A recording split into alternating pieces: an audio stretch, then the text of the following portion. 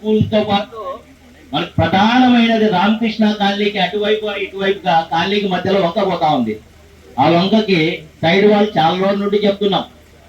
Last చాలా ముందు ఎమ్మెల్యేకి చెప్పాము, ఇప్పుడు ఎమ్మెల్యే గారికి చెప్పాము. ఎమ్మెల్యే గారు ఇరిగేషన్ మినిస్టర్ గారితో మాట్లాడారు.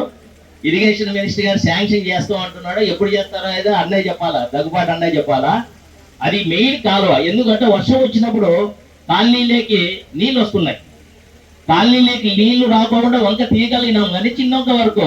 ఇప్పుడు ఆ కాలనీకి సైడ్ వాల్ ఎక్కడి నుండి కట్టాలంటే చిన్మయ నగర్ ఎండింగ్ నుండి రామకృష్ణ కాలనీ నుండి ఈ బెంగళూరు రోడ్డు గ్లోబల్ స్కూల్ వరకు సైడ్ వాల్ కట్టాల్సిందిగా ఎమ్మెల్యే అన్న గారికి చాలా దూరం చెప్పాము. ఎమ్మెల్యే అన్న గారు ఇచ్చినారు ఇరిగేషన్ మినిస్టర్ గారికి. ఆ ప్రతిపాదన పెండింగ్ లో ఉంది.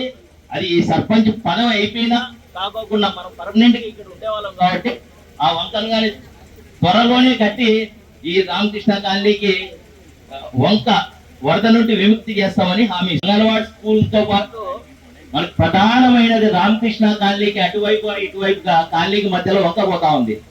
ఆ వంకకి సైడ్ వాళ్ళు చాలా రోజుల నుండి చెప్తున్నాం.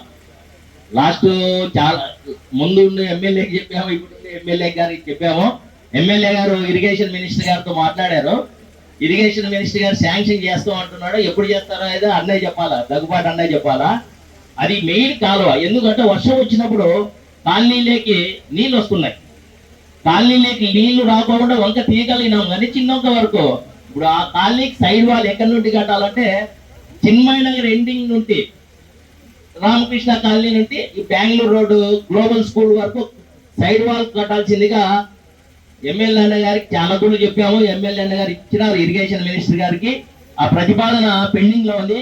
అది సర్పంచ్ పదవి అయిపోయినా కాకోకుండా మనం పర్మనెంట్ గా ఇక్కడ ఉండేవాళ్ళం కాబట్టి ఆ వంకను కానీ త్వరలోనే కట్టి ఈ రామకృష్ణ కాలనీకి వంక వరద నుండి విముక్తి చేస్తామని హామీ.